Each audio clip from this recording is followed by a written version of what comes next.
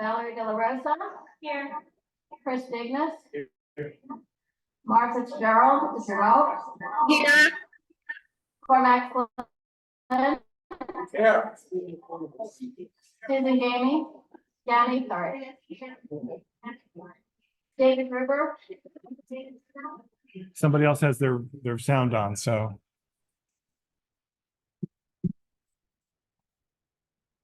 David Gruber.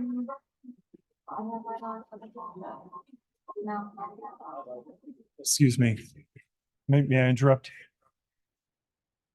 If you were online and you have your sound on, never mind, I'm sorry. No, it's not gonna work. Go ahead. Julie Markey. Susan Kent. Ryder Kessler. Here. Janine Kiley. Here. Ivy Conard. Here. Here. Patricia Lario. Michael Levine. Ed Moss. Matt Metzger. Here.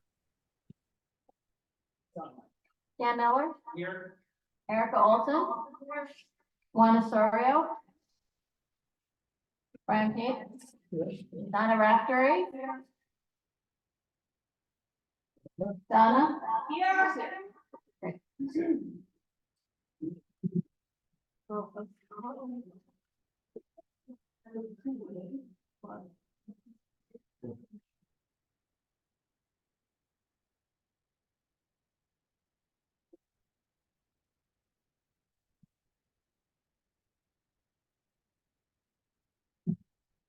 It was me.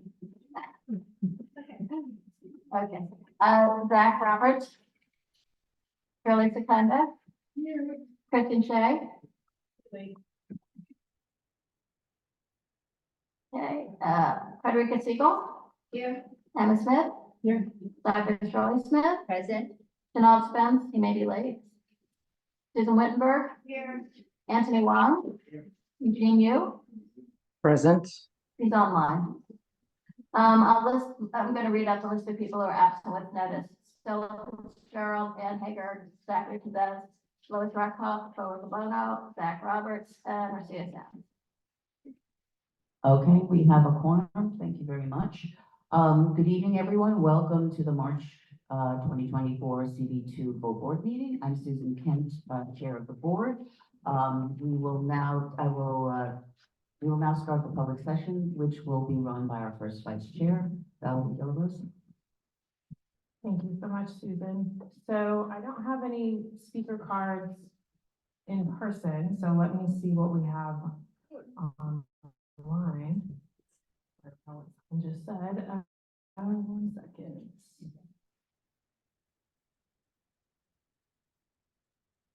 One second.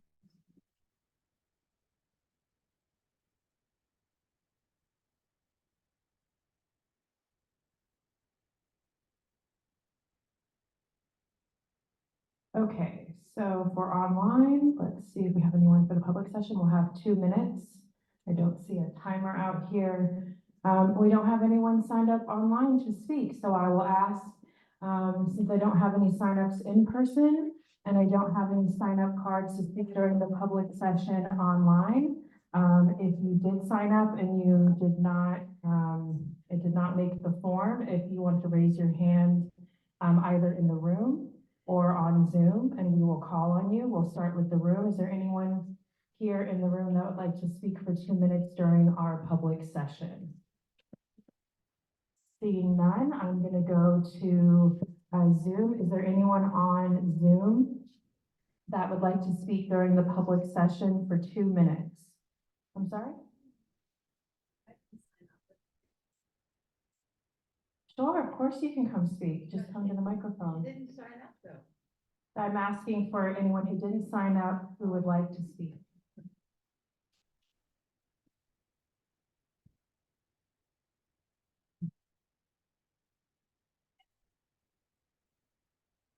Hi, everyone. I just wanted to alert everybody to a rally that's being held this Sunday at 11 o'clock to protest the planned closure of Mount Sinai's Beth Israel Hospital. It's being organized by a big coalition, and lots of electeds should be there. It's 11 o'clock on Sunday at 27th Street, and show of bodies is always a great thing. Thank you. Great, thank you very much. So not seeing any hands online and no other further hands in the room, I'm going to close the public session and hand it back over to our chair, Susan Kent. Thank you, Valerie. At this time, I will take a motion to adopt the agenda.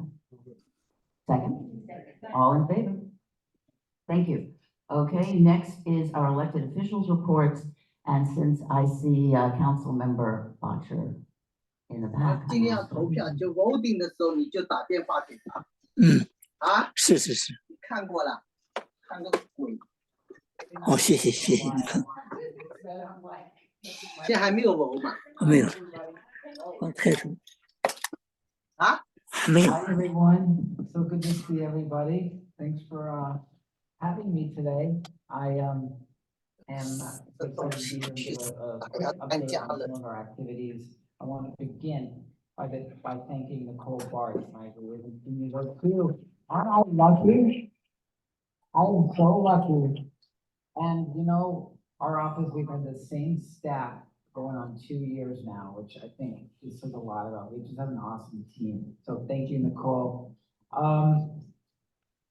First of all, I think, you know, speaking for myself and other people I've spoken to, we're all a bit shaken that at Community Education Council District 2, which covers the west side of Manhattan, Midtown, Upper East Side, right in Manhattan, the biggest school district, education district in New York, they passed a resolution calling the current policy towards trans girls in sports harmful and calling it to be reconsidered. And, you know, this is an issue that we've read about around the country, and it's just shocking that it's here.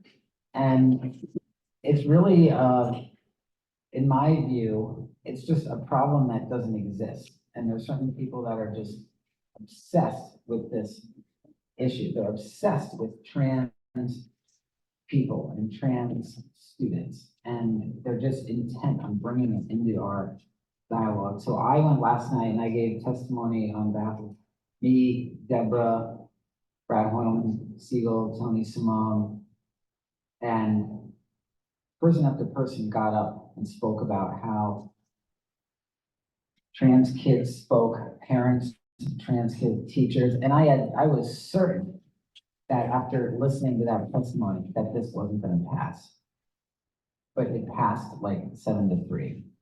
So I think we all have to do a little bit of like soul searching about how we as a community have this kind of makeup of people on education council. And look, I've tried, historically, I've really tried not to interfere in the council because it's, you know, parent-led thing, but something's off, something's really off. And it's something that we can't just move on from. We have to really I introduced a really interesting bill a couple weeks ago that will address the lack of water fountains in the public, and partly to address the issue of plastic waste in New York City and single-use water bottles. I use them too when I'm on the go. I do, we all do, but we have, it's like 200 billion water bottles a year in the US alone. I mean, it's an astonishing number. There's gonna be more plastic than fish in the oceans by the year 2050. So one thing we have to do is put more water fountains in public places. And we have the best water, the best municipal water anywhere. It comes right from the Hudson. It's actually been bottled in the past. So my bill will require the city to pilot installing water fountains at fire hydrants around the city, starting with 3 in each borough. And it'll help with weaning people off plastic water bottles. It'll help as summers get hotter and hotter, providing fresh water, especially in communities that are disproportionately impacted by heat waves. So I'm hoping we pass that bill and really change our access to water in New York City.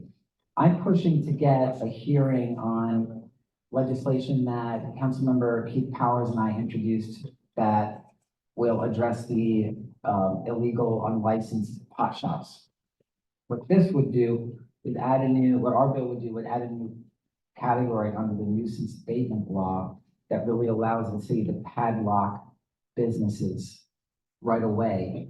And it would add unlicensed marijuana and marijuana sales to minors to that law. And we think it would get a handle on the problem very quickly. We just need a hearing in the city council. So we're really pushing for that.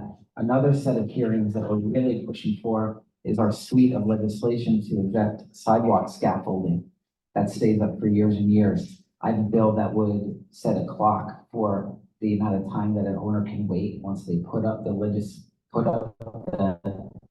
scaffolding and pull the building permit.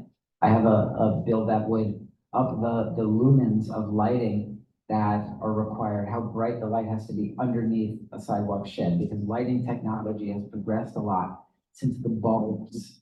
And that's what's in the law now. You could have a long LED light strip that would be much safer and much better.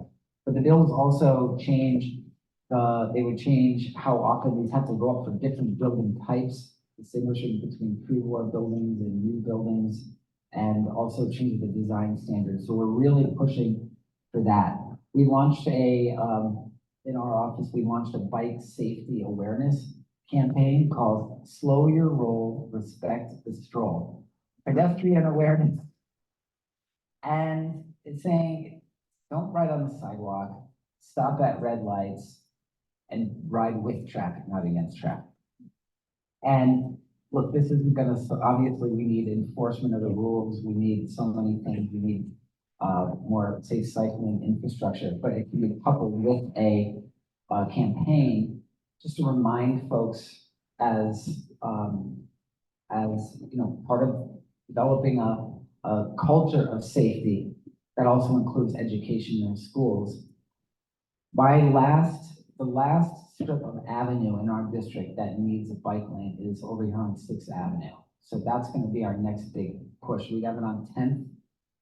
They did the first section of 10th, first remaining section of 10th, and by this year they're going to finish 10th Avenue. So we'll have every avenue covered by bike lanes.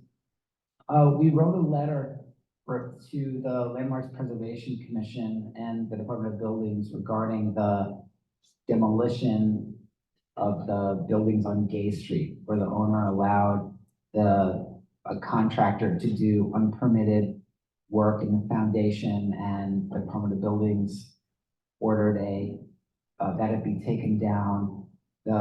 There's been no accountability for the people who've done that, so we're really calling on accountability for that sort of negligence, whether it was intentional or not. They should be held accountable, and we want a detailed accounting of the materials that are going to be used to rebuild it.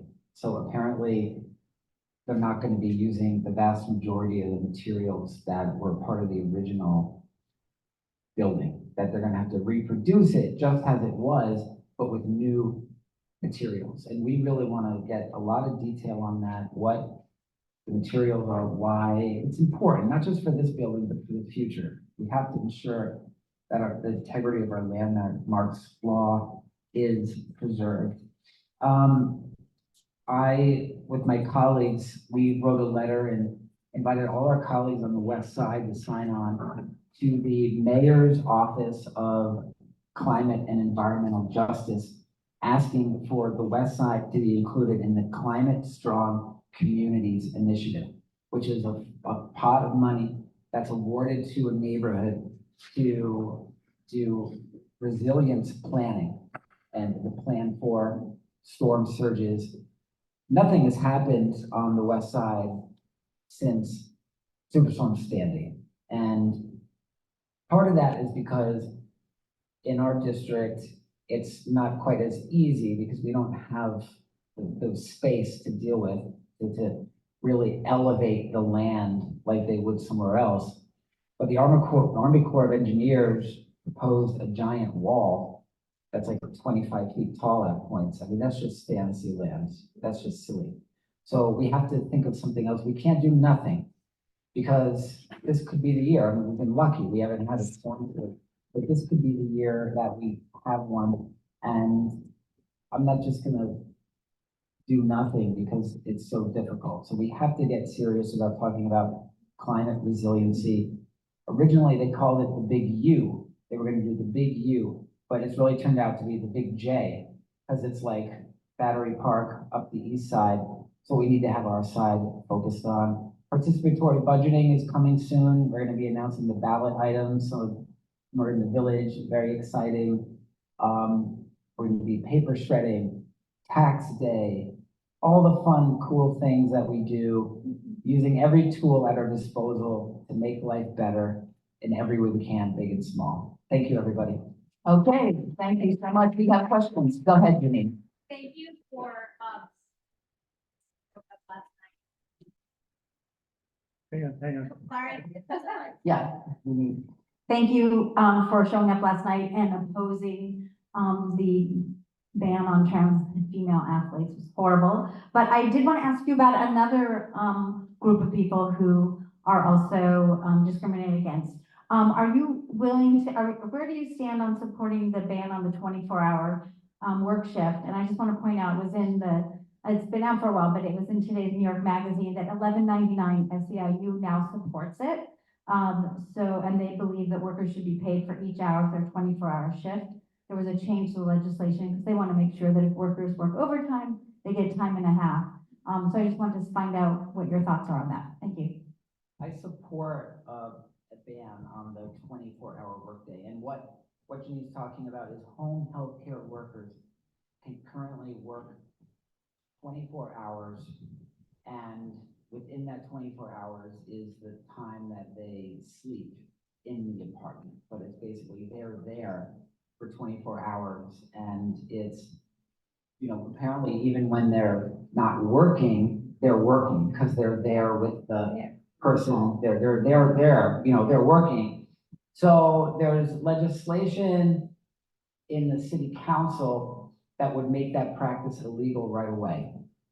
The issue that the speaker's office has communicated to us is that if we make that illegal right away without having the funding mechanism in place to replace it, then you'll have everyone who depends on a home care worker, people with disabilities. We had a lot of people, we had a hearing last year on it. I attended it, yeah. Attended it, and we had people with cerebral palsy and other people who came and said, if you make this illegal right now, we won't have anyone, and it would be like very bad and scary. But so the goal is to get Albany to like put the system in place with the funding to make it possible for us to ban it. So I support forcing the issue, and that's what this, the good thing about this is, like, we in New York City have to force the issue. I strongly support it. But the fear is that if you just make it illegal right away, then you'll be really hurting people who need a home health aide to like There is go to off-balance the sheet bathroom. funding. Okay. Yeah, balance sheet funding is the, I just want to take one more question because this is running long. Sorry. Yeah, I'm sorry, but they get restless. Yes, Dan, you had your hands up. Oh, yeah.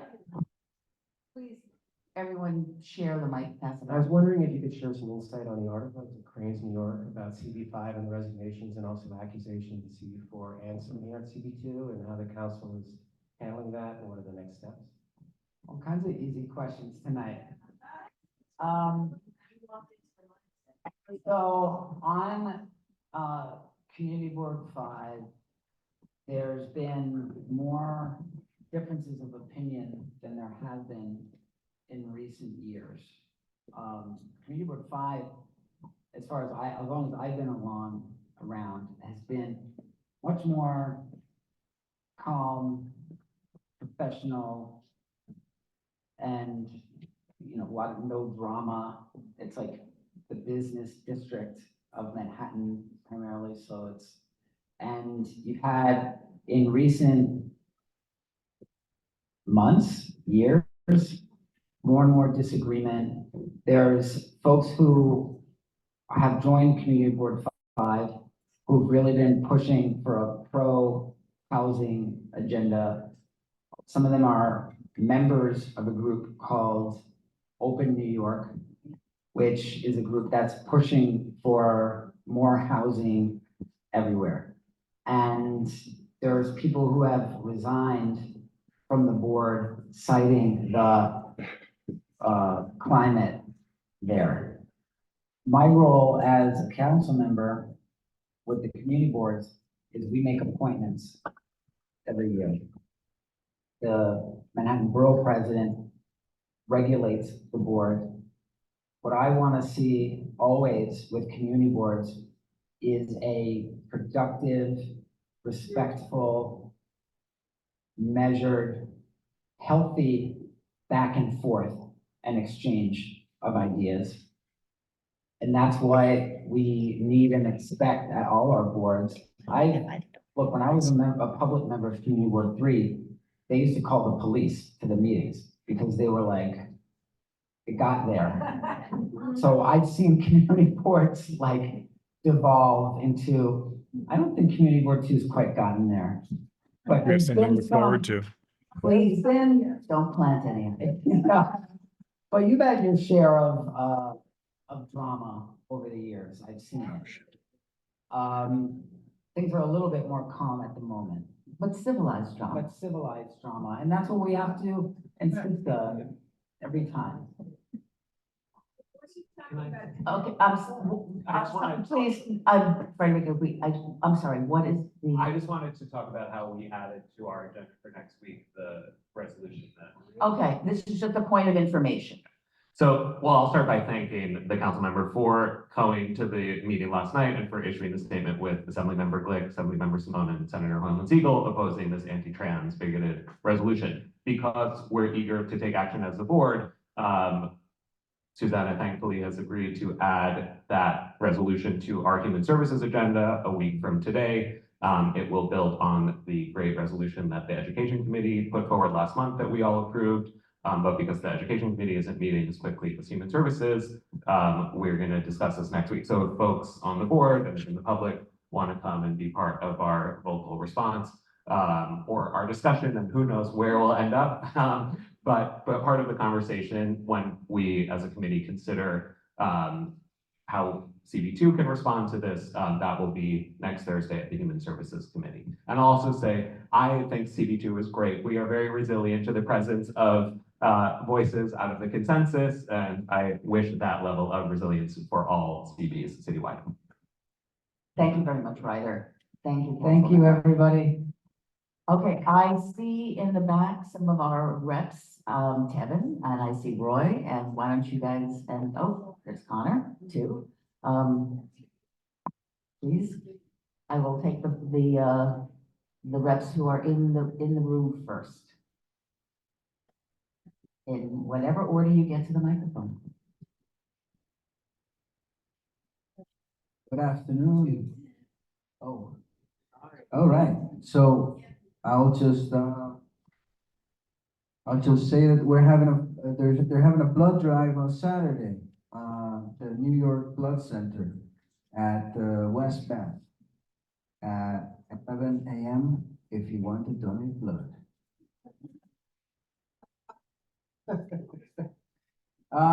And another thing that Susanna had brought up, that's a very important point, a rally to save Mount Sinai Beth Israel is on Sunday at 11 a.m., 17th Street and First Avenue. So we'll be there very angry.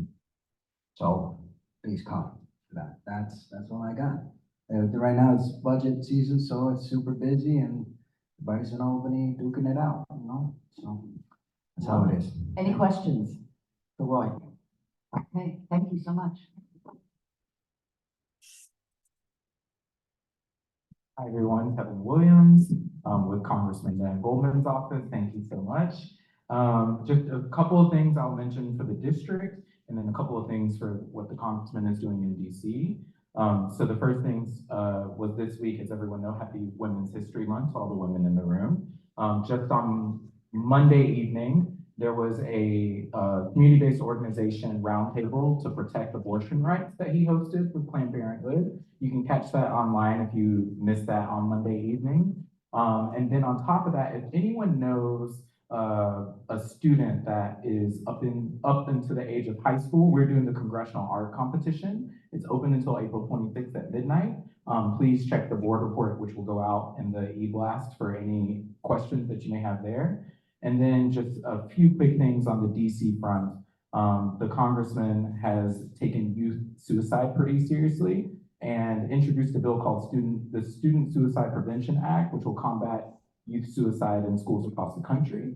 And then on top of that, he did just introduce a bill to make Election Day a federal holiday. As everyone knows, voter turnout was very low. 26% of Americans didn't vote because they recorded that they were too busy or were working. And then finally, I don't think I mentioned this just a couple of months ago, but I'm sure many of you saw the congressman sent a letter to the Biden administration with Congressman Nadler and then also Jamie Raskin and 11 other Jewish colleagues to call for a temporary ceasefire and facilitate agreements with Israel and Hamas, and then also facilitate humanitarian aid to the Palestinians. I'm all good on my end. I'm going to finish with that point. Any questions for Kevin? Okay, are you wondering if you should ask a question? Or you just Waiting to see if anybody else had a question. go right ahead? Okay, cool. Yeah. Kevin, thank you. I was struck by your comments about Congressman's work on youth and teen suicide. Yeah. I wanted to point out that there is research that has shown that discrimination, particularly from authority sources against trans youth, drives trans suicide rates. So perhaps the congressman wants to weigh in. I know he probably not to get involved in local things, but on this Community Education Council. Absolutely. Thank you. Yeah, we discussed it last night. Definitely. Just to put some numbers on that, LGBTQ youth are 4 times as likely to have suicidal ideation and attempt suicide, and trans youth are 2+ times more likely than the broader LGBTQ community to attempt suicide. So very elevated rates. Thanks for letting me know. Anyone else? I don't see it. I think I got, thanks.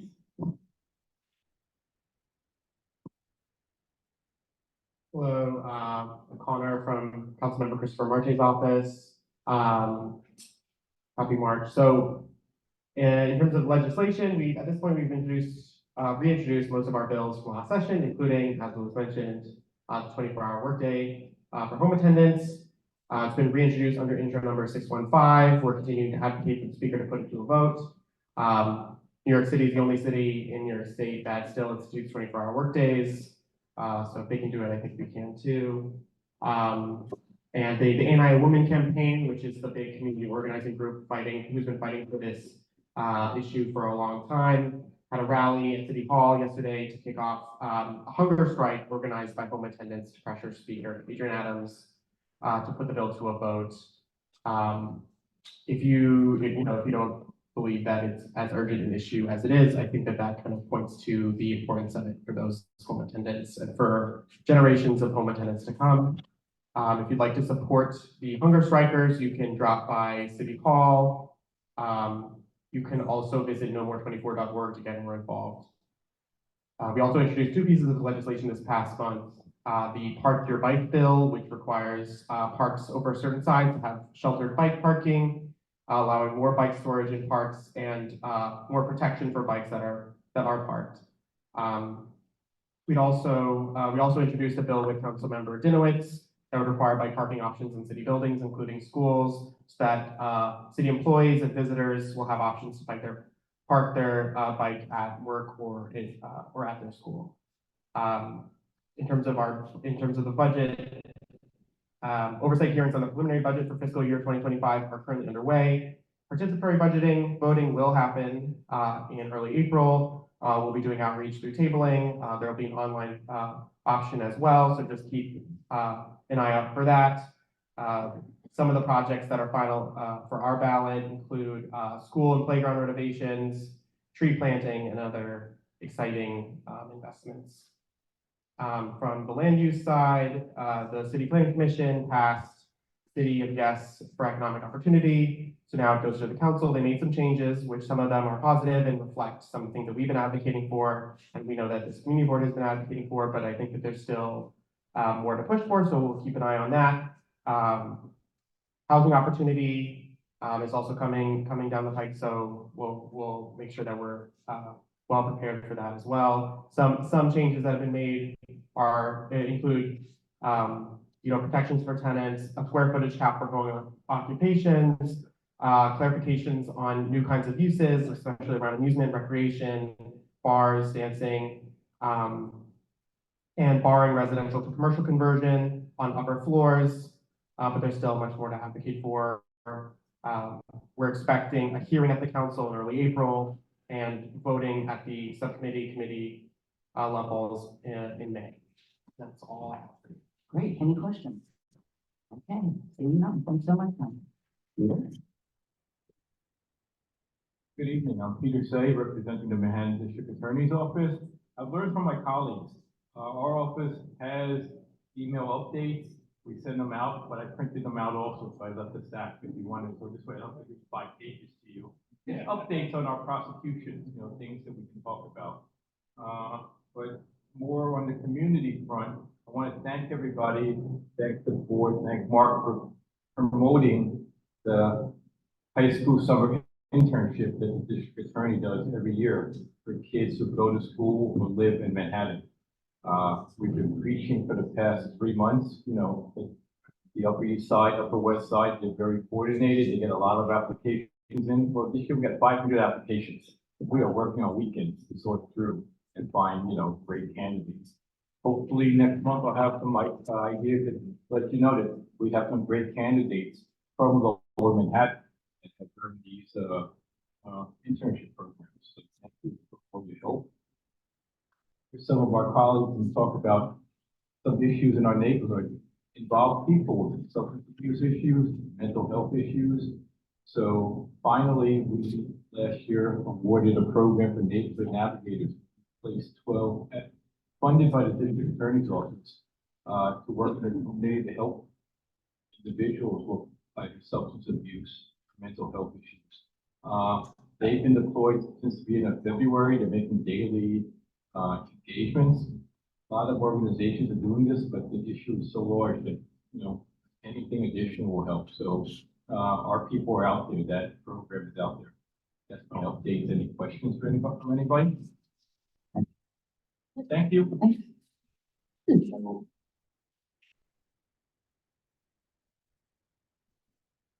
Hi, my name is Yanni Rodriguez. I'm from the office of Councilmember Fernando Rivera. On Monday morning, our office led a walkthrough of the West Village to address safety concerns in Washington Square Park and the subway station at West 8th Street and 6th Avenue. And as a result, the MTA announced that they are prioritizing this location for lighting and camera improvements. Councilmember Rivera also introduced legislation regarding moped safety, and our office is having an HPD in your district on May 2nd from 10 to 4 p.m. So if anybody wants to stop by or has any questions for APD, feel free to stop by. Yeah, thank you. Thank you. I'm sorry, APD? Hi, I was just wondering, during the walkthrough at the West 4th Street station, was there any discussion of putting one of those, those countdown clocks that tell you how many minutes to next train, putting some on the north end platform? Because right now you practically have to walk out to the southern end to see one, because they're only at that end of the station. No, this is actually the first time I'm hearing about this, but thank you so much for bringing it to my attention. I'll make sure to bring it back to the council member and the NT. Thank you. Thank you. Okay, thank you, Jan. I'm sorry, could I have a question? APD, AP, there was a reference, thank you. There was a reference that to a May 2nd event. Yeah, HPD. HPD, thank you. That I've heard of, thanks. I'll make sure to send you the flyer. Thanks. Any other questions? No, so thanks so much.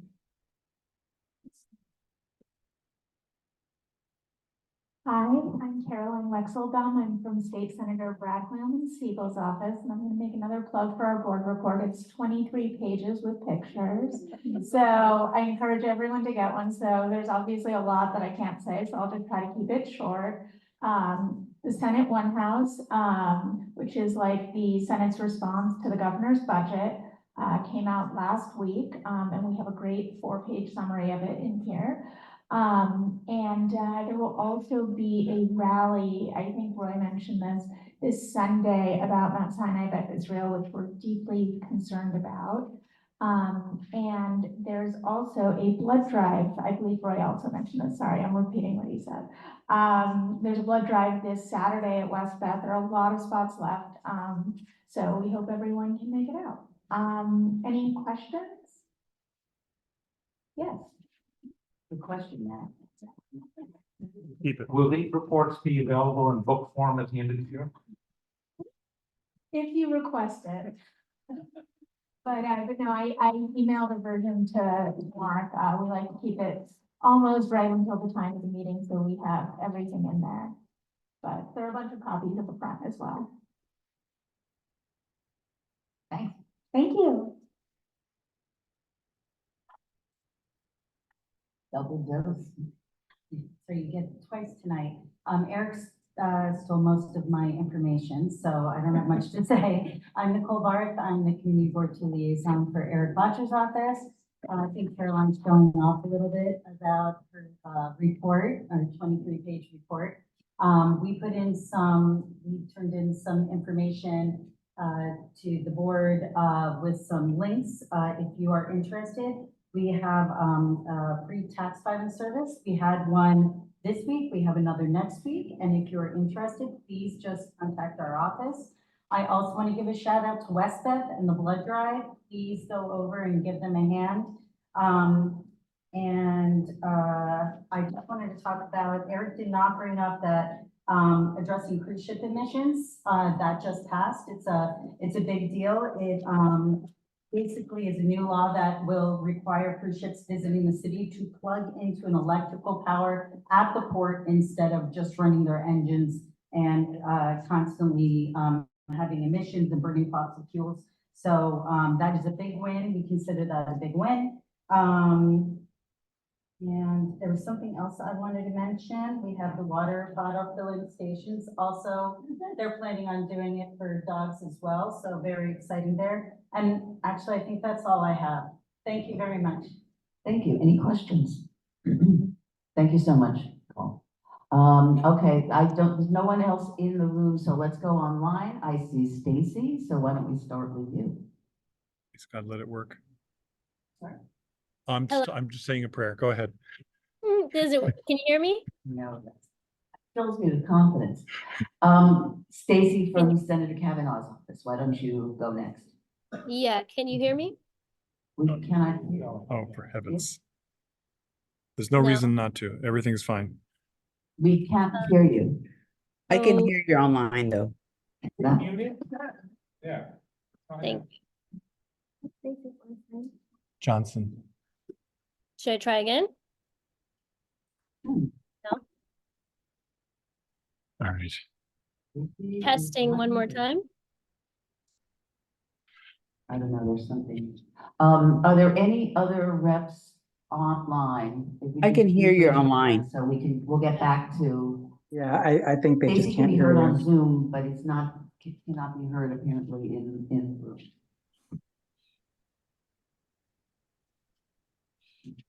Is it? Fanny from Grace Lee's office is also here on Zoom. Okay. Yeah, why don't we go to, her then? Patty? Yeah, hi. I'm Fanny from Assemblymember Grace Lee's office. Let's see, so the assembly member is busy working on the budget. They're trying to get back to the governor and come back with a one that they could work with. So just like Roy and everybody, and then the other senators as mentioned, they're busy working on that. Some of the legislation that the assembly member is introducing is a hate crimes modernization bill. So that is a bill that our assembly working on is trying to include offenses that are not presently considered hate crimes. Like one of the offenses would be graffiti. So like right now, if somebody, you know, write something, you know, offensive, racially motivated, on a wall or something, it's not considered a hate crime. It is just considered vandalism. So the assembly member is working on a bill that's trying to include those other offenses. So she's meeting with many members of the community to see what that's like. Another bill that she's working on is the mobile banking bill. She's working with the DA's office on this, where they're trying to get the banks to have more protections on the money sending apps, trying to get them to have more protections, because there's a lot of scams that are happening with these apps that are easily transferring money to like other people. Another bill that she is introducing is the Brownfield Cleanup Bill. It is to provide better resources to protect New Yorkers from brownfield cleanup sites, polluted sites being remediated for redevelopment. And that's it. And of course, we're also attending the rally that's happening on Sunday for the Mount Sinai Beth Israel closing. Okay, great, thank you. Are there any questions? Thank you so much. What just happened? That's okay. It's when yeah, you can mute that except when somebody online is talking.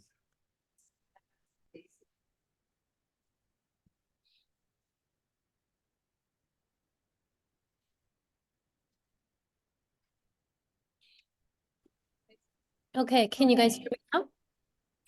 Perfect, okay. Let's see here. I also just wanted to add, of course, Senator Kavanaugh is going to be joining the rally for Mount Sinai Beth Israel on Sunday.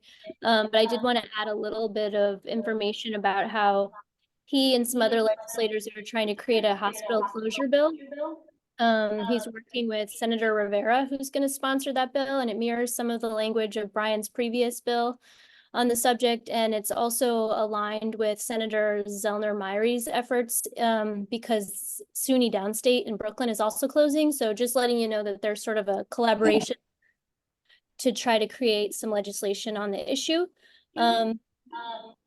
We had a meeting, I think some of you know, where we invited the chairs of the cannabis committees and the district managers of community boards 1, 2, and 3 to have a meeting with OCM. So we did try to set up that relationship with OCM to try to get more transparency around the process of getting the legal marijuana shops in the right places and not in the wrong places, and to get some answers about enforcement. Brian was super busy over the weekend because of St. Patrick's Day. And it included a whole host of events. I won't go through the details, but he is the president of the American Irish Legislators Society of New York. So there was a lot of extra events that he went to for that. And then on Sunday, he went to the White House for a St. Patrick's Day celebration. So everything from the mayor's house in the Gracie Mansion on Saturday to the parade on Saturday, and then the White House on Sunday. Our office is also super clued into the issue of trying to save the East River Fire Boathouse, which isn't necessarily CB2, but just letting you know that we are working on that issue, as well as keeping close tabs on the construction of the Chinatown jail. And then some notes from the One House budget. So in the Senate One House budget, Brian pushed hard for funding for housing access voucher program, as well as additional funding for settlement houses. So these are the things that the Senate pushed harder for, as opposed to what the governor had proposed in her budget. Brian pushed hard for more funding for the clean water infrastructure. And also the New York Heat Act, which is aims to cap utility bills and eliminate subsidies that expand the gas system. A couple more things on the budget. He pushed hard for additional funding for legal representation for tenants. So he tried to increase the amount that the governor had proposed. In addition, the One House Senate budget tried to expand enforcement of cannabis to combat illegal cannabis stores, to make sure that local entities could try to close down their shops rather than waiting on OCM to do that. So those are just some of the details. And if anybody has any questions, I'm happy to answer, and I'll put my information in the chat. Any questions? Okay, seeing none. Thank you so much, Stacy. I think the only rep left is Andrew Chang. So Andrew, you're on. Hi, good evening, everybody. Andrew Chang from the Manhattan Borough President's Office. First off, I want to thank you all to those who were able to attend our State of the Borough that was held a few weeks ago on Sunday, March 3rd. If you missed the Borough President's speech, you can find it on our website and on our YouTube page. Secondly, regarding community board applications, we're done with the interview sessions, and if for whatever reason you're a current board member whose term is up this year and you reapplied and you did not get an interview session, please let me know as soon as possible. We hope to make decisions by the end of April and perhaps around the first week of May, but ideally. As I said, we're going to reach out tomorrow and take care of this.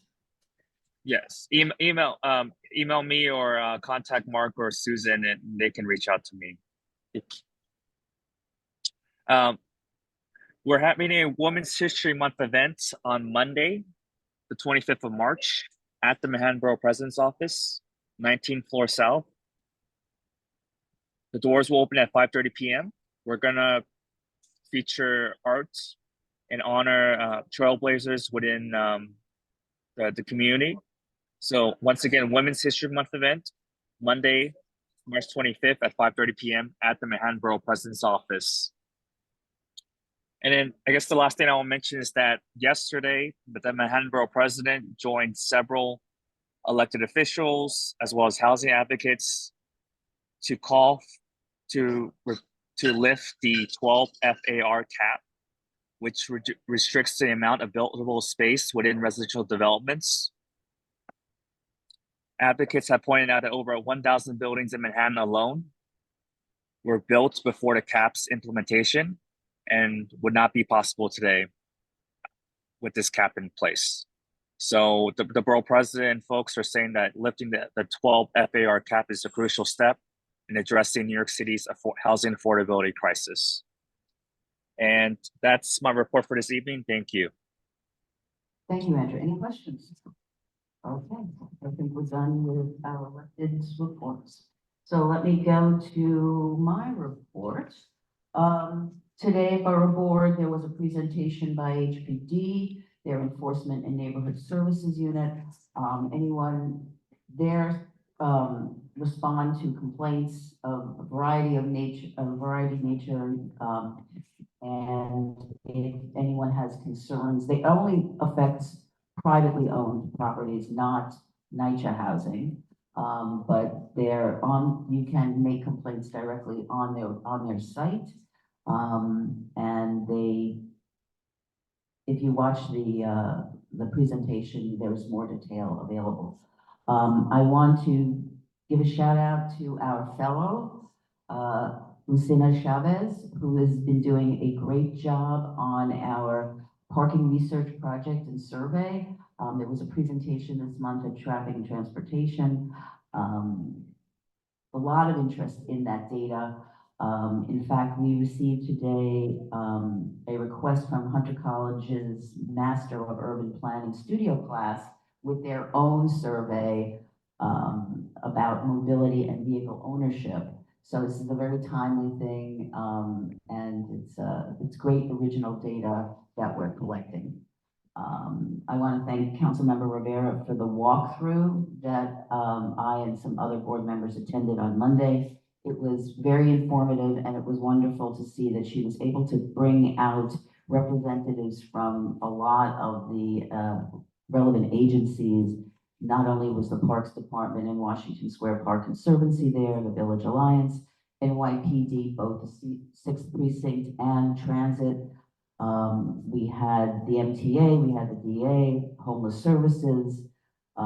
We had reps from our various elected officials talking about quality of life issues, safety issues, drug dealing and use. And it was very effective to see responses in real time to situations on the street. We got some interesting information today. Thank you, Janine, for this. The Citizens Budget Commission released its 2023 survey intended to provide a comprehensive view of satisfaction with core city services. The mapping that they did was on a community board basis. Apparently, CB2 is #1 in the city. #1 in the city, but only 1 of 2 which had a favorable feedback over 50%. We were at 51.8%. So, and if you look at, it's very interesting data. If you look at it, it compares it to previous surveys. Apparently, though, in 2017, we were at 77.7%. So we too are less happy. It was mentioned about board appointments. We are expecting the largest cohort we've ever seen, at least 7 new members, which is great. I was trying to encourage the borough president's office to move it along, because the more it gets drawn out, the later people can get themselves, the new folks, into the process. And when we get into the warmer months, it's harder to get folks into meetings to see what's going on. I would love to be able to hold some sort of a welcome event, and I am at this point just putting out feelers for suggestions of ideas, locations, whatever. But I think it would be great for new people to meet one-on-one with some of our more experienced members. With that, that's the end of my report. Shall I?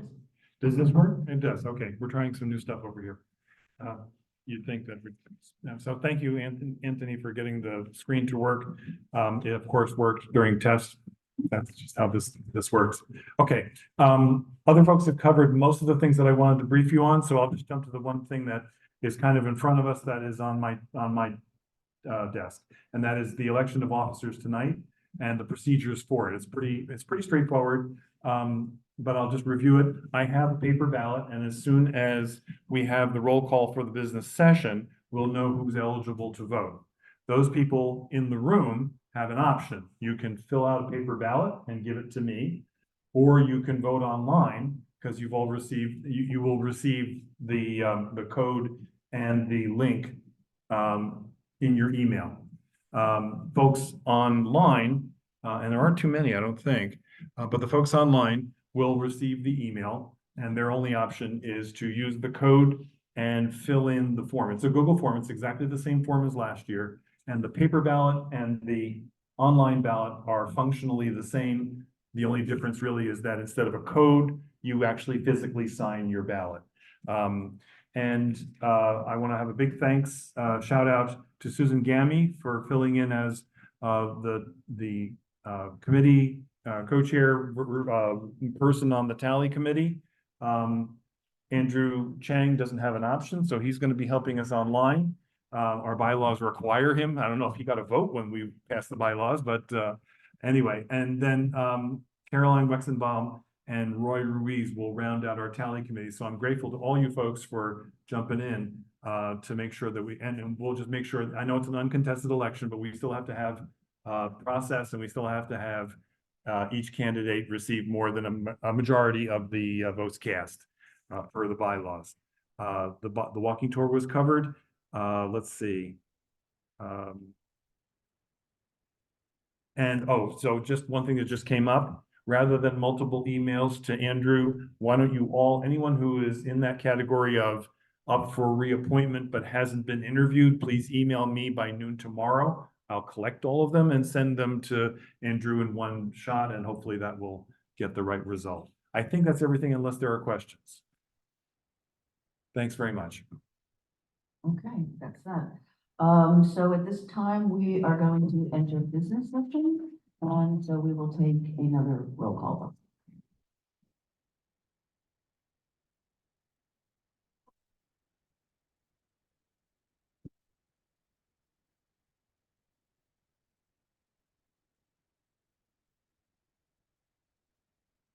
Susanna Aaron. Here. Akila Ashley. William Benet. Here. Keen Berger. Here. Carter Booth. Are you in person now? Yes, he is. Sound like it. Katie Bordenaro. Here. Anita Brandt. Here. Amy Brandt, yes. Rich Picafolo. Yeah, here. Zoom. Remote. Okay, Preeti Chattree.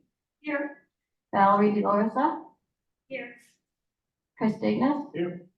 Lawrence Fitzgerald is remote. Here. Frank Flynn. Here. Susan Gammy. Here. David Kruger. Here. Jillian Harkey. Susan Kent.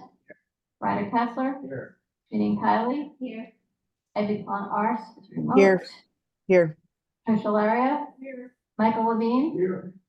Ed Ma. Is Here. online. Yep, it's remote. Matt Hey, Dama, Metzger. here. You remote? Yes? Oh, he was, yeah. You are? sorry. Yes, he still is. Daniel Miller. Here. Eric Olson. Here. Juana Soria is absent. Brian Peck. Here. Donna Raftery. Here. Kelly Cassandra. Here. Kristen Shea here. Here. Is she?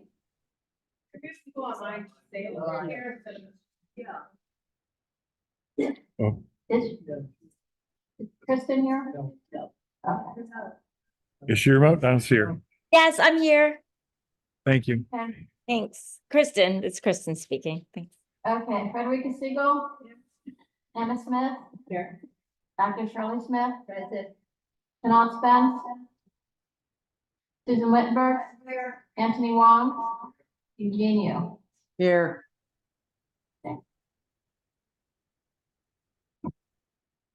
Okay, so the next item on our agenda is the elections. While it is uncontested, I would like to give each of our candidates an opportunity to say something if they so choose.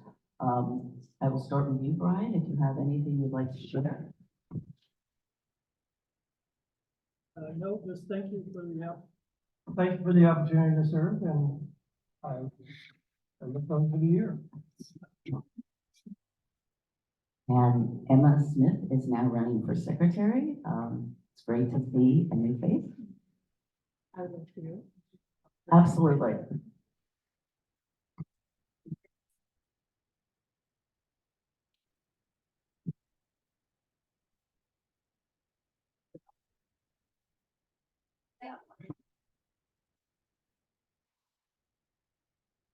All right, good evening, everyone. I will be quick, but as I'm a newer member of the board, I wanted to just introduce myself to those of you that I have not individually had the opportunity to chat with yet. I joined the board about a year ago. I've been listening in as a public member on meetings since settling in the neighborhood after I crossed town and moved from the East Village a couple years back. I have been really impressed by the depth of knowledge represented by folks on this board, as well as the commitment of time and resource and attention to issues that I think are really important. I think the work this board does is incredibly important, and conversations that were had even just this evening, I think represent the critical nature of this work. I also appreciate the way that each of you in different ways contributes skills and abilities and passions and expertise to advancing this board's work. It is my hope that I can use my skills to do that, make that same sort of contribution in the role of secretary. So thank you for your consideration, and looking forward to getting to know you all and hopefully being of use. Thank you. Thank you so much, Emma. Anthony? I look forward to continuing to be your treasurer and looking over the coffers of our esteemed office.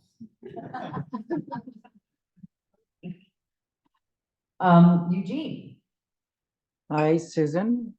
Thank you for the opportunity. I'd like to thank the entire board for the opportunity to serve as your second vice chair.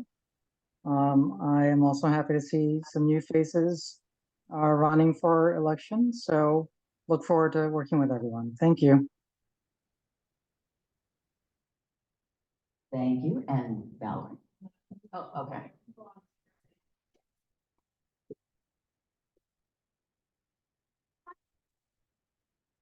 I won't take up too much time, but I just want to say thank you for allowing me to serve over the last year. I look forward to serving again, and I really would like to make our meetings quick, efficient, and also ensure that a variety of different voices and viewpoints are heard on this board. So thank you for your vote. Thank you, Valerie. And just, I guess, to echo a lot of what has been said, it's been an honor to serve as your chair. It has been a lot of effort, but I think it's been really worthwhile. I've learned more than I thought I could, and I'm looking forward to the challenge of next year. And I want everyone to, if they have things they want to talk about, you know how to reach me, so please do so.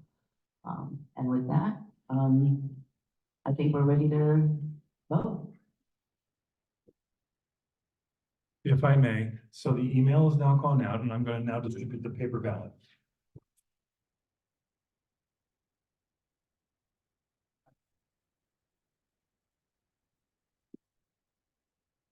You'd think that would be a problem, wouldn't you?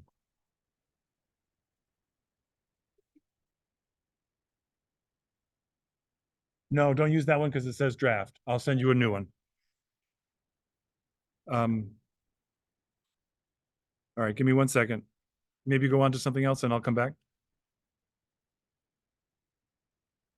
We could all just vote by paper ballot.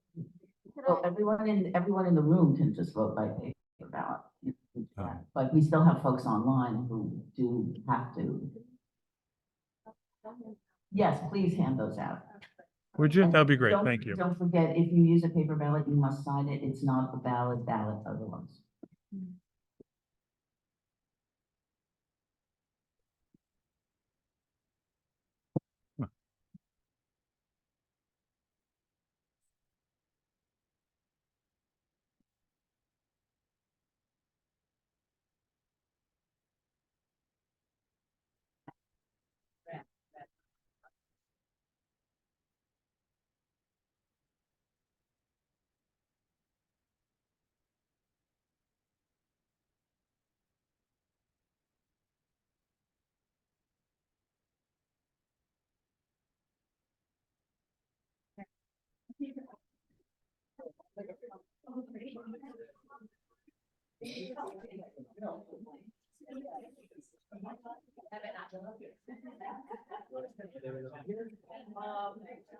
Well, let's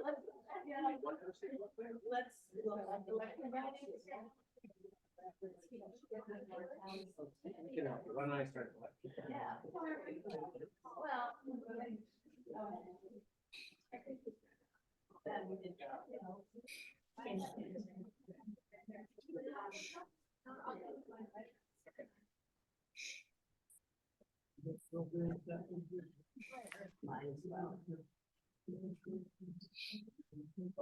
Thank you.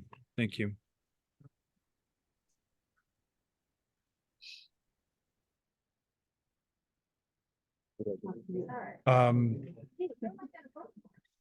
So Roy and Caroline, could I call on you to come collect the ballots? Thank you. Hey, Mark. Hey, Mark, this is Ivy.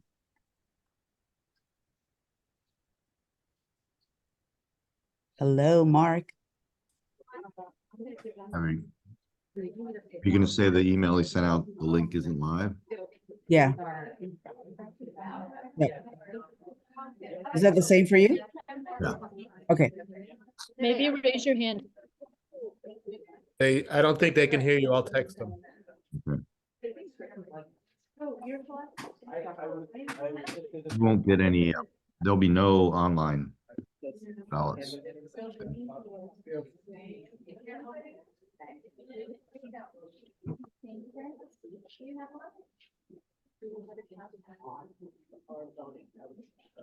Yes, we do. Here you go. That's the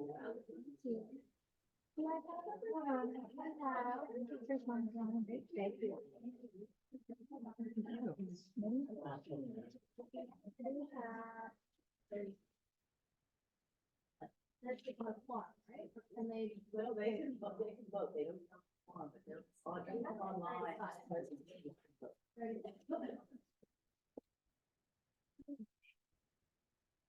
Just hold on for a sec. Does anybody need a paper ballot? We'll give you one. Rich has his hand. Rich, do you have a question? Yeah, the email sent out. I'm still doing, I had to resend, so it's gonna take me a minute to do that because I can't send it to everybody. I have to send it to only the ones who are here. Give Okay. me a minute. Sure.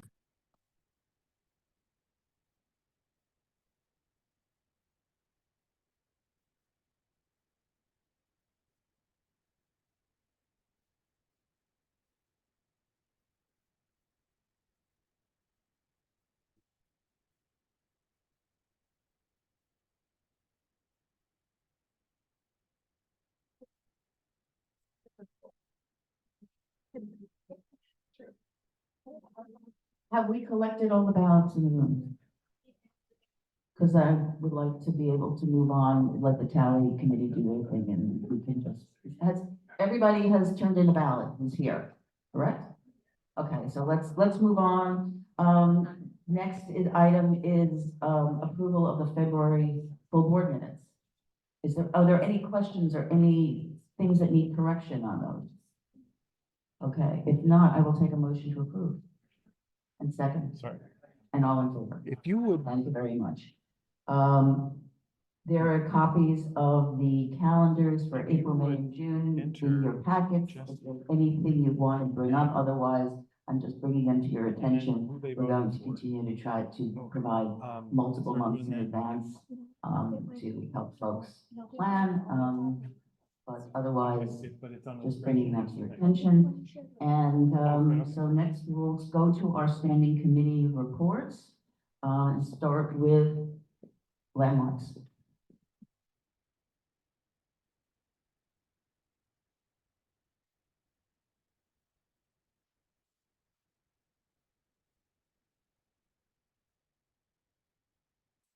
All right.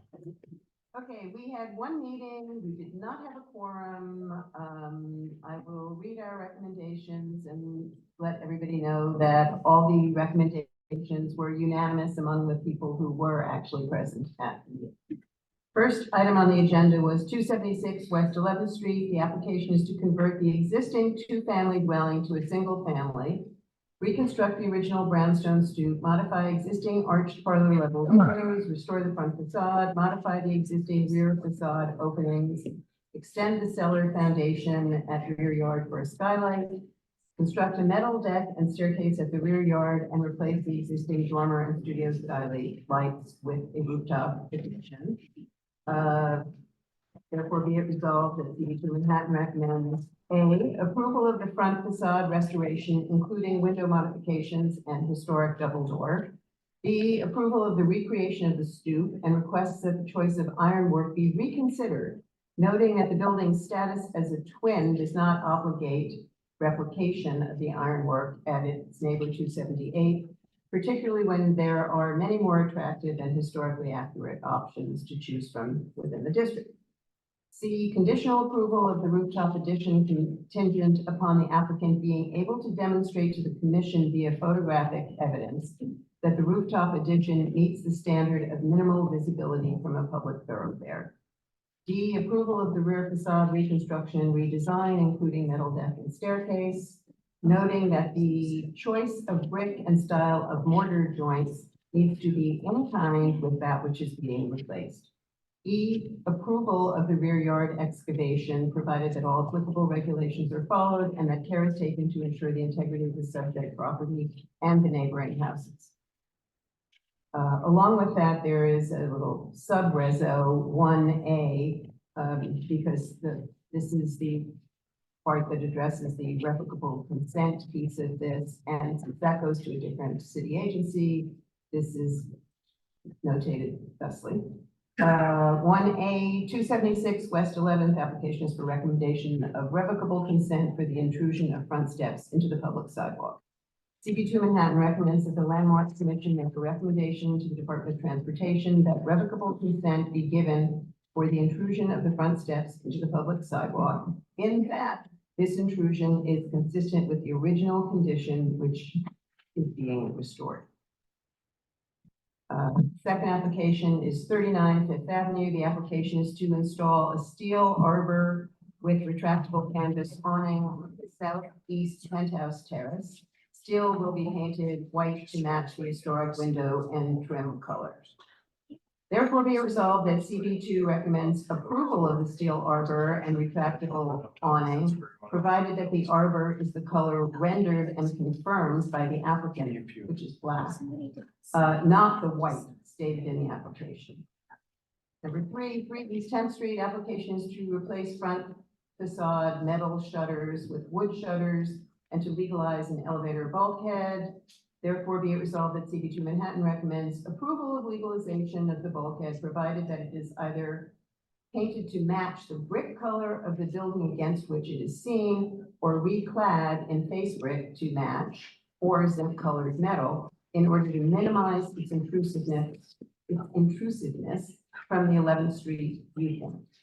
Number 4, 138 Prince Street application is to install pin-mounted signage, vinyl graphics, and digital display. Therefore, be it resolved that CB2 Manhattan recommends A, denial of the pin-mounted signage, and recommends that the applicant reconsider both size and placement of the signage in order to not compete with the decorative brickwork and arched windows of this beautiful silk open. B, approval of the vinyl signage indicating store name, hours, and ADA access, and approval of the gradient vinyl in the 1 Prince Street storefront.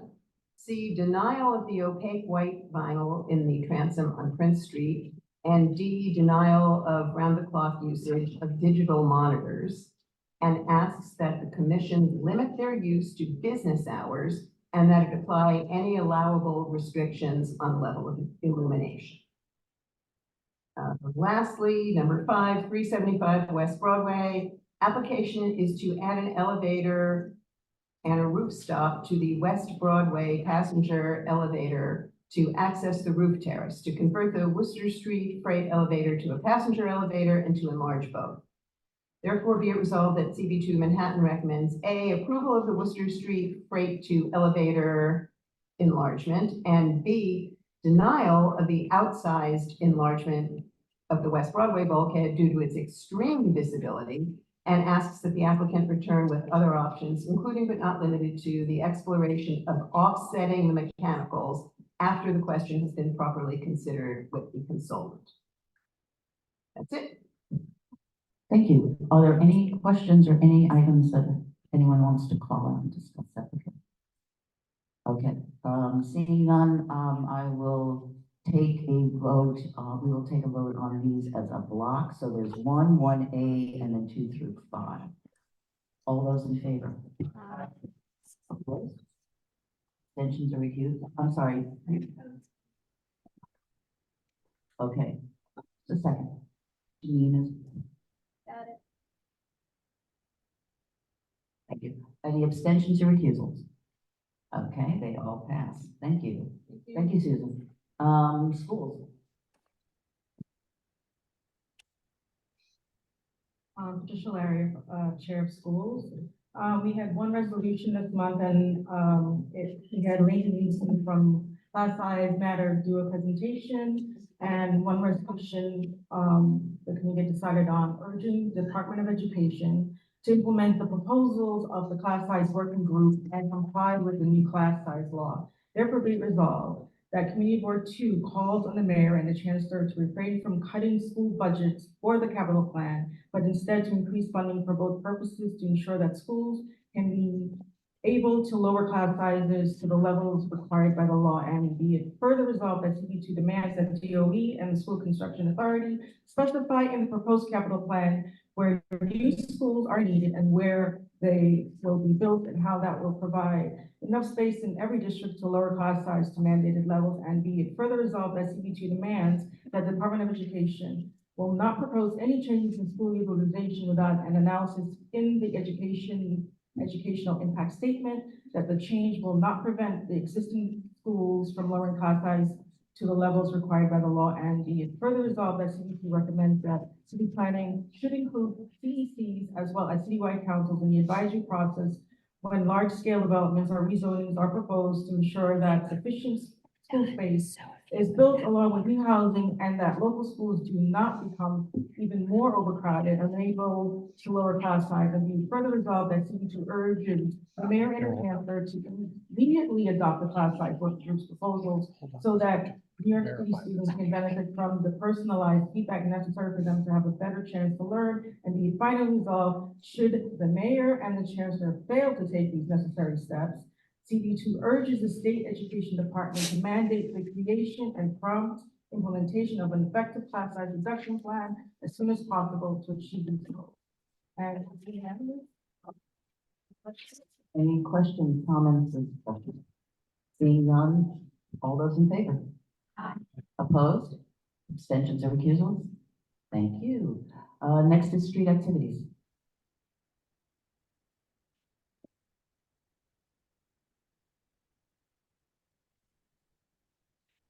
All right.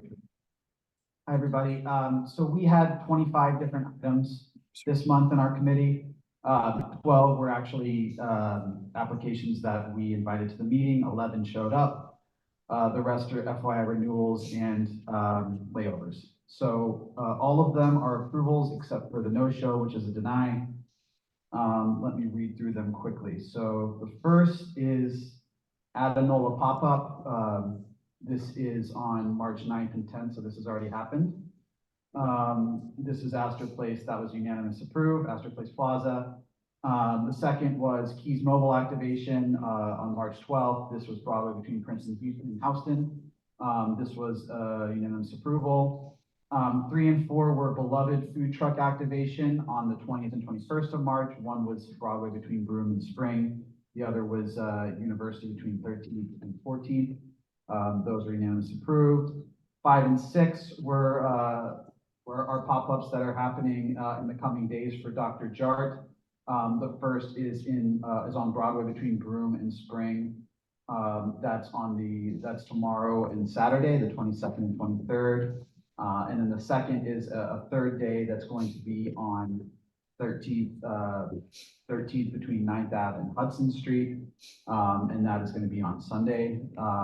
This was a unanimous approved for the 13th Street location. There were some issues with the chosen Soho location because it would be significant impediment to traffic making a right turn on Spring Street. So we actually made that a deny and less. So I misspoke earlier, it was not full approval for everything. And just asked them to move it to a more suitable location north on Broadway so they wouldn't be blocking the right turn lane. That was unanimous. Number 7 is the super group cart. This is 14th between Union Square West and Broadway. This is on Saturday, the 23rd. That was a unanimous approve. We also recommended an alternative location because that's an incredibly busy block, which they seemed open to. We asked them to perhaps move over to University. So that was unanimous approved. Number 8 was the Lanige Bouncy Firm, NIFTA. This is on Sunday, the 24th. This is Broadway between Houston and Prince. Unanimous approved. Number 9 is the Jerk Avenue pop-up, 21 Green. So this is going to be a pretty substantial impact in terms of a line outside of this one. So it's a pop-up store which is occurring inside the building, obviously. So the pop-up itself is not subject to review by SAPO. That being said, they went ahead and applied for partial sidewalk closures along 3 different blocks to allow for a possibly very large line. This is a fashion line that is, I believe, started by an influencer who has a significant following. So we were grateful that they at least came to us to try to do these sidewalk closures. Not every pop-up does that. So we unanimously approved this one. I don't know if I mentioned the date. That's going to be from March 27th to April 3rd at 21 Green, and the line will wrap around Green down to Canal and up Worcester. We also resolved that the applicant needs to make significant outreach to make sure residents are aware of the upcoming launch of this pop-up. And we also asked that they consider an online reservation system in the policy that we send out to each applicant as a recommended policy.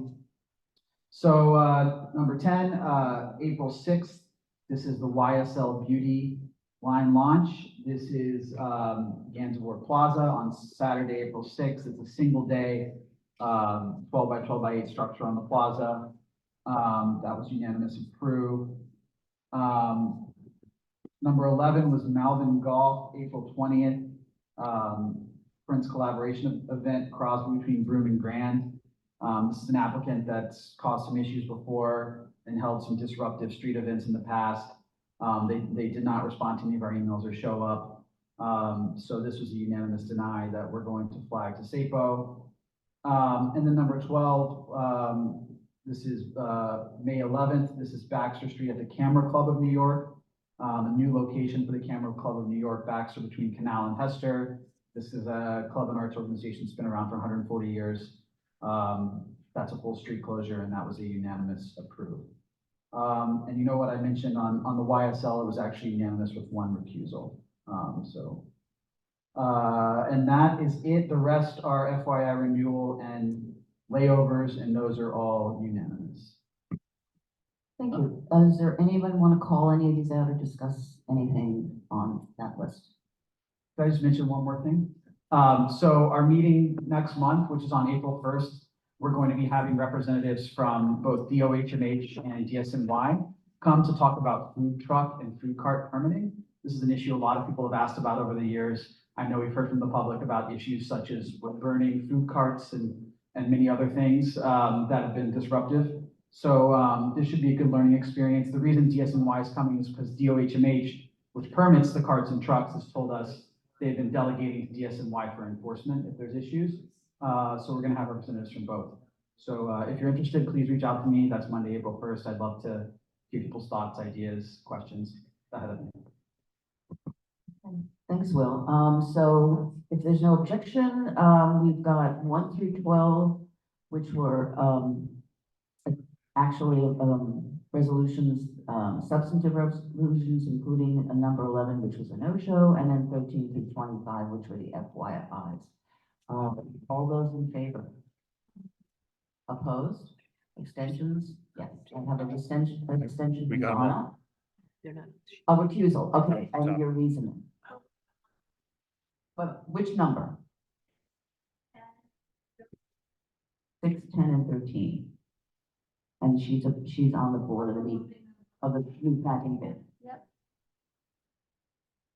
Okay, thanks. Yes. Okay, number 10, and your reason is?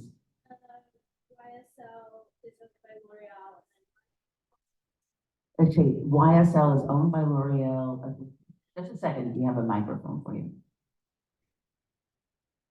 I'm working with YSL's parent company currently. And it's number 10. Thank you. Okay, that's it. Thank you, Shirley.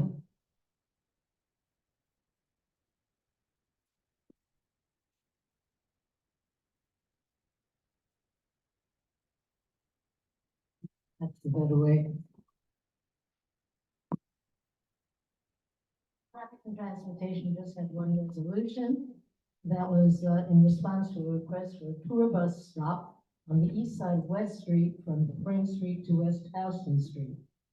Therefore, be it resolved that Community Board 2 Manhattan has no objection to adding the requested sightseeing bus stop for pickups and drop-offs on the east side of West Street from Spring Street to West Houston Street. And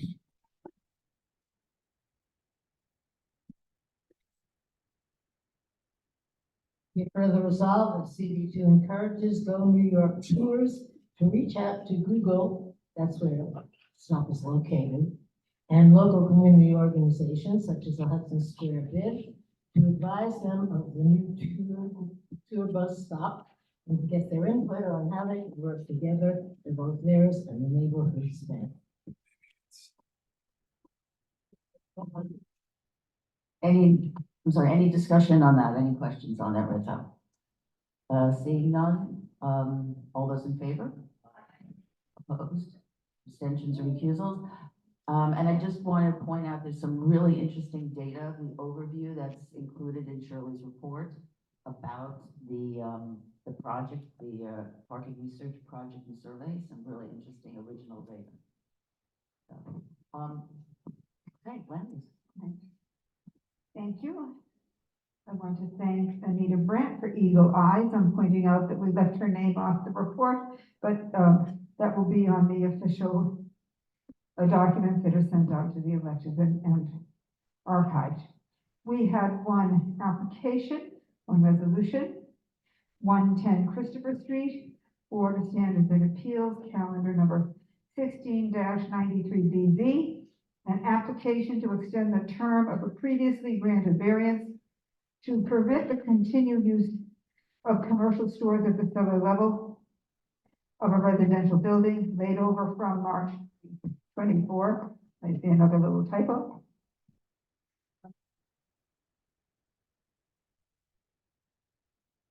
Thanks to some very persuasive community input, we were able to make the following in our resolution, in the resolve.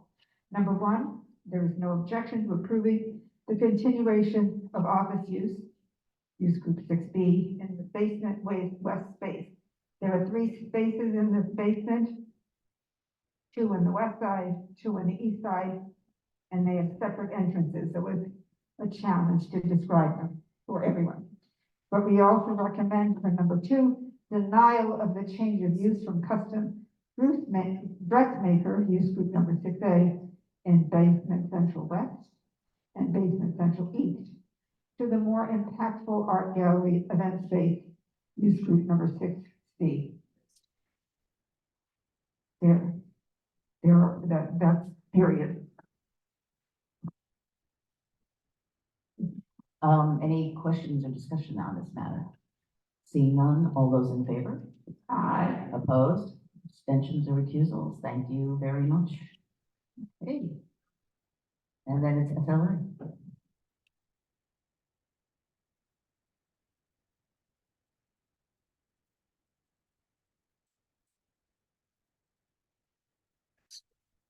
Oh, he's not here. Okay, SLA 1, we had 15 applications and 6 resolutions. All the decisions were unanimous. Bond Corp, doing business as Young Yacht, 199 Grand, that's a restaurant line.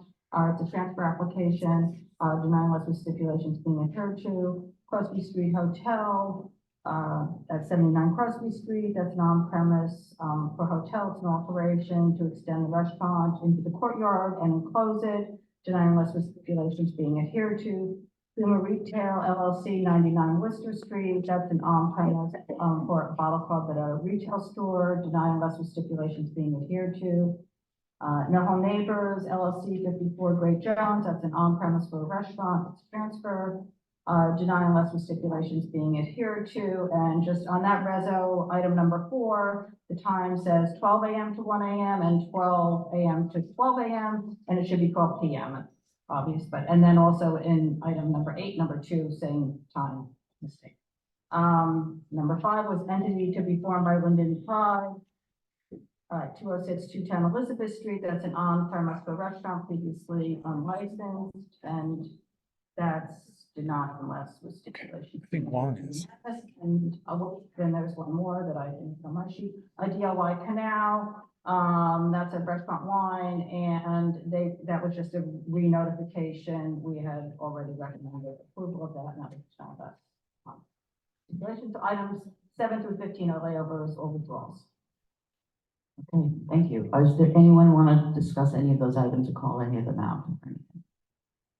Okay, seeing none, then we will vote on 1 through 6 resolutions and then 7 through 15 as the no-shows layovers. All those in favor? Aye. All against? Abstentions or recusal? Thank you. Okay.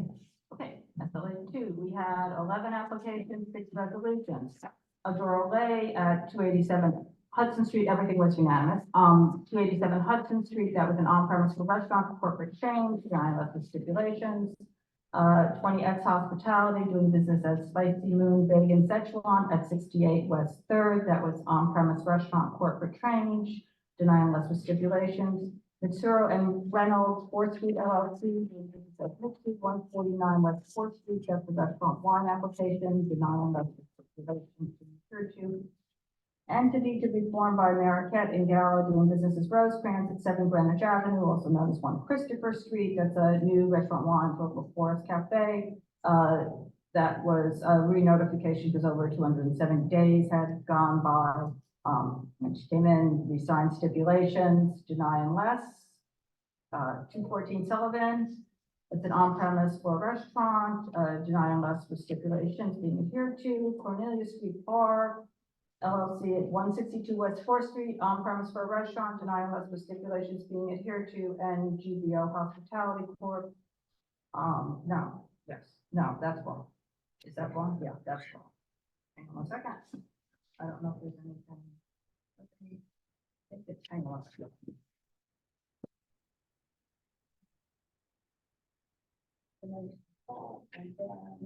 Yeah, then the rest, okay, that one was a mistake. So 7 through 11 are layovers, withdrawals. That's right. Okay. Anyone want to discuss it? Yes, we have an item to discuss.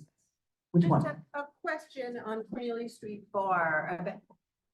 Thanks, Mark. A question about the 4 a.m. closing on the Cornelia Street Bar. None of the other restaurants or bars on the street have closings that are that late. What's the? That one had a 4 a.m. closing before. Whoever was there. We have to move. We have the place till 10:30. It's only 8:30. The microphone. I can't. You want me to stand next to her shout? No, it's just, they can't. Online they can't. Just have you have the computer next to you. Here.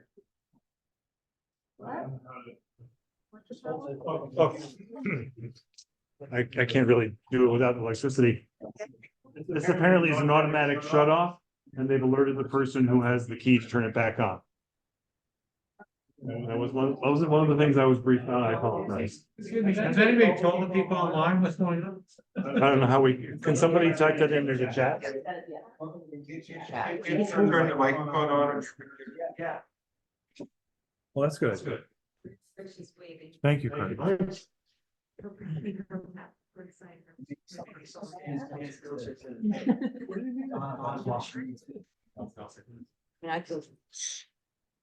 Okay, can the folks online hear me now?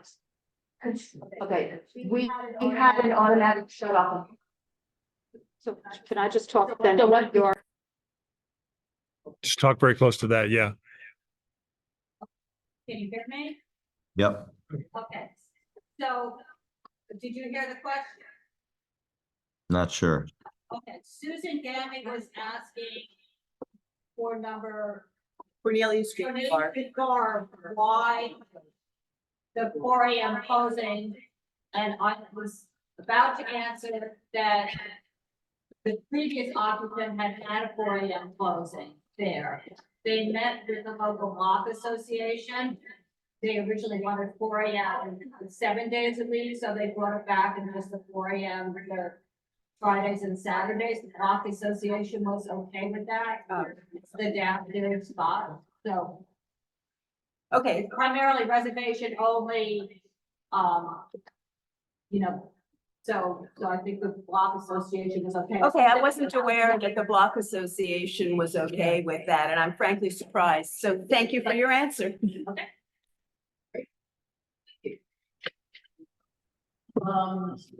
I would simply ask for a vote. There's no other items from that to be all that discussed. Okay, seeing none, have 1 through 6 for resolutions and it's 7 through 11 are regular jobs.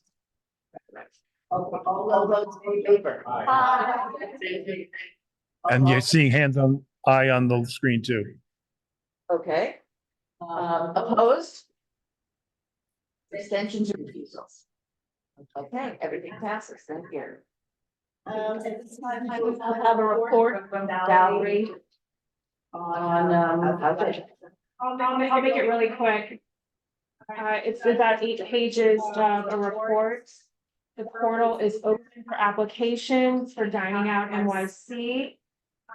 We expect to receive applications within, I'd say conservatively, in the next month and a half to 2 months, if even that. So we will be having the outdoor dining working group will be having a meeting on April 8th. It is our intention there to have a presentation from DOT from their public engagement unit on the pedestrian mobility plan so that we can understand the clear path. That's a big part of the sidewalk cafe application. So I invite everyone for any committee to that meeting where the pedestrian mobility plan affects your work. Thank you. Questions in the room?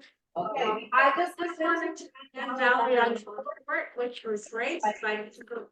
And on the report, and I want to thank you also for everything that you posted on the CB2 website. A lot of everything. I'll keep that for the people online.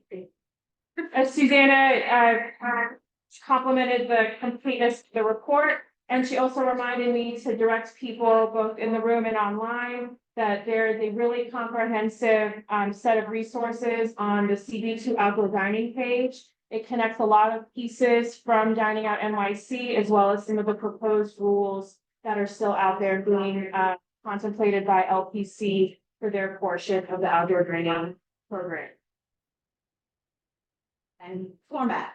Yes. And I can just repeat it. I just want to say there was an autocorrect typo in the report in the. Thank you. In the section on unresolved issues and questions around bicycle lane and roadbed. Right, it said I think probably, I just thought to change it to about.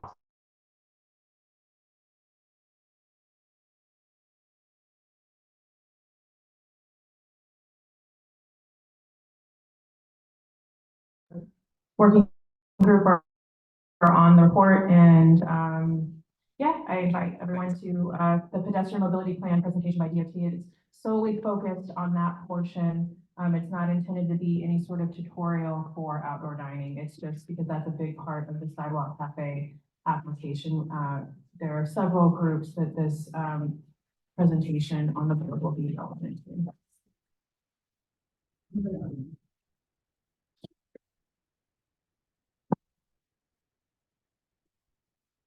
Thank you. Question, I'm repeating the question I asked you before. Which committees would be responsible for reviewing the applications as they come in for the roadway dining and for the sidewalk dining? Do we know yet? Have you made a decision? Is that something the working group will be considering? So the working group will be handling those applications for outdoor dining. This portal is open from March 5th until August 4th, I believe. And at that time, we will be processing those applications. What happens in the next 4 years when those licenses come up for renewal, that will be for the chair at that time to make that decision. As you know from the pre-pandemic program, or for anyone who is not familiar with the pre-pandemic sidewalk cafe program, there's also a component where there's alcohol service that portion will continue as it did before the pandemic to go to the SLA committee.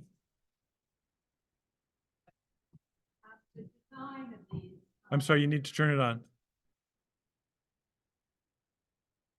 Okay, the design of these cafes, it says here that to protect the diners, it's going to be only water-filled barriers, 4 inches in thickness, which is very, very narrow.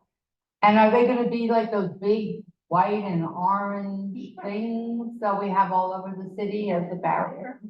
I would direct you to the Dining Out NYC website. There's 4 different types of setups that have been put up as like the best practices from a design standpoint of what those barriers are, and I will double check on that number on there. That's going to be a very Yes.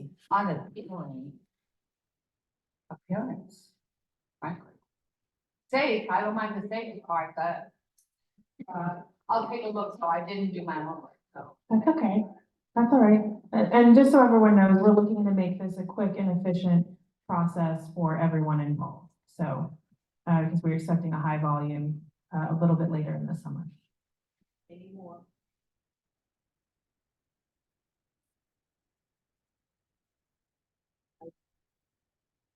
I just want to thank Valerie and the working group for getting out ahead of this.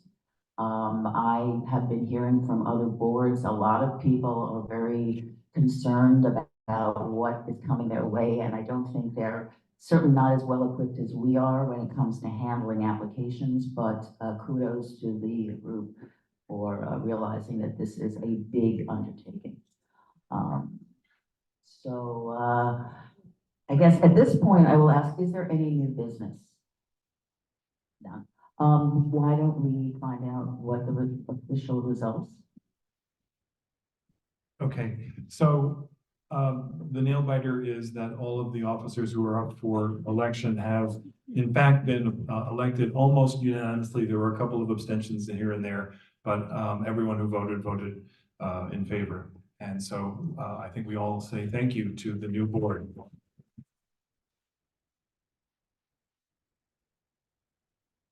Oh, I said we don't certify.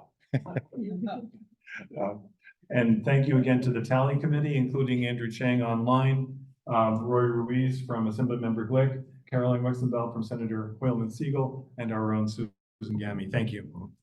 Thank you, everyone. Okay, the last item on the agenda is a personnel matter. So I'm going to take a motion to enter into executive session. Okay, all those in favor? Thank you. At this time, no non-appointed board members may be present at the meeting. So I have to ask everyone who is not a member of CB2 to leave or to sign off if you're online.